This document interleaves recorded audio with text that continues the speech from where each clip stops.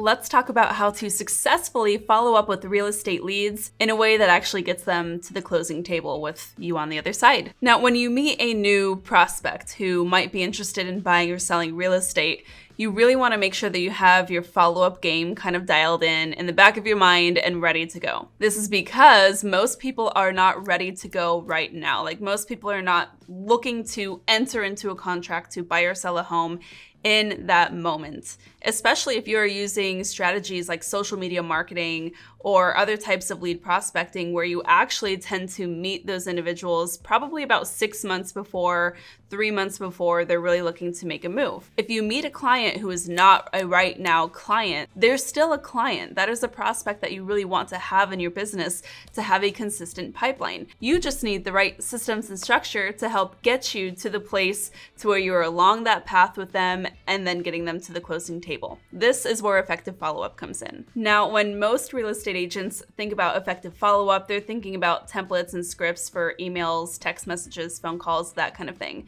But I actually have a different approach that works way more effectively and is going to help you stay in touch with the right people over time, and it's a 3-step process. Step 1 is disposition the lead so that you can figure out where that prospect is in the cycle of homeownership, understand how far out they are from making a move, and what steps they need to accomplish before they're ultimately ready to move forward on that process with you. Dispositioning the lead is really important, and a lot of real estate agents get this wrong. The normal approach that I see, or the common approach that I see real estate agents taking is, hey, do you want to go look at houses? Here's a list of listings from the MLS. And when the client says, no, I'm not ready yet, they just assume that that's not a serious buyer and that agent moves on to the next one. But instead, if we have the mindset to disposition a lead, what that allows us to do is really understand the goals for that prospect and what might be standing in their way and how we can be an active participant in that journey to getting them to their successful home purchase or sale.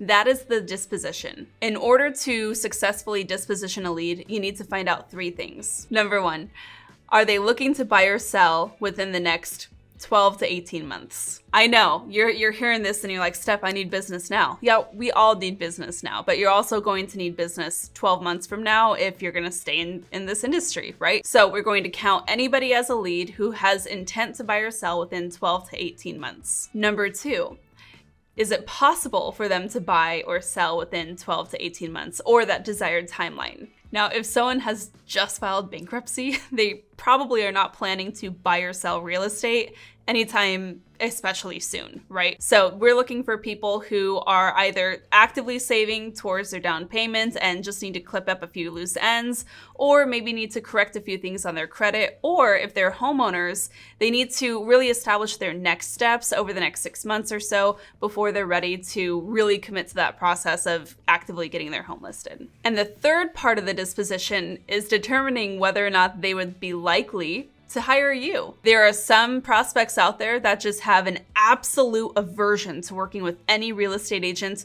no matter what you do or say, right? There are some people who just assume that we are like snake oil salesmen and they want nothing to do with us. And that's totally fine. We can wish them well and just let them be on their way. There are also other people who are actively working or in contract with another real estate agent and have no interest in hiring you, but might like to use you for time or just to pick your brain about questions, right? Once you've determined those 3 factors, how far out they are from buying or selling, whether or not they can buy or sell, and whether or not they would hire you, you then have your disposition. After the disposition, we can then move on to step 2, setting the appointment. Now, the disposition is just happening through some fact finding, right? That is happening through some thoughtful questions that we're asking during our first encounter. So for example, say you have a lead come in through an open house and you're asking them some questions. When are you looking to buy or sell? What is standing in your way for this process? What's causing you to think a move is on the horizon, right? Once we have some answers to those questions, we can then go to set the appointment. Okay, it sounds like you have a home purchase on your mind for the next 6 months. Sounds like you're kind of working on getting the location nailed down. We need to get some financing questions. I can help with all of this.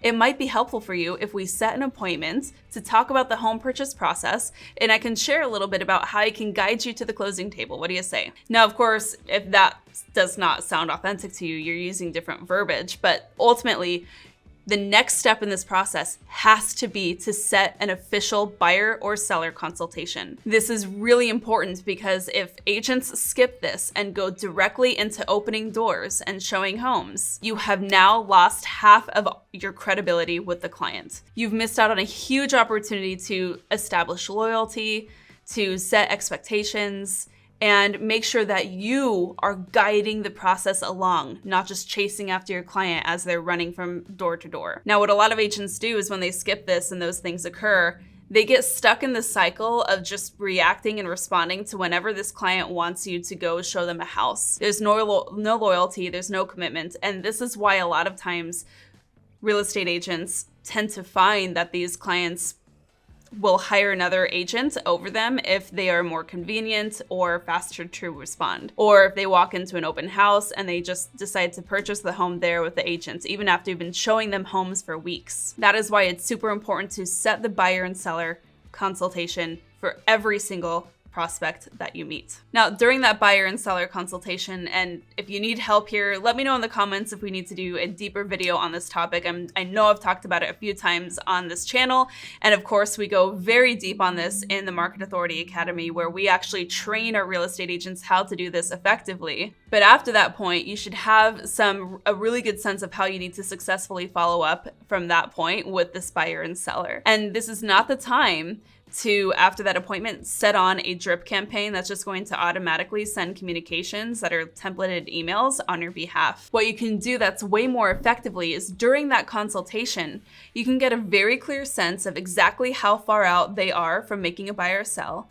and actively working with them to set each next step through that process. From here, it's just a matter of establishing your task reminders to follow up with them in your CRM. Now, you might want to check out this video, my how to set up your CRM. And in that, I also talk about the different campaigns, the follow-up campaigns that we use to stay in touch with clients. Maybe check that out, but here's just a really quick look of what that looks like. So in step 3 in establishing your follow-up, you're just going to establish a follow-up cadence that's going to line up with how far out this client is from looking to buy or sell. For example, if they are about 6 months out from making a move, from wanting to actually be in a new home or moving out of their current home, then you need to be reaching out to them a minimum of every 30 days, likely even more frequently than that. You have 2 options here.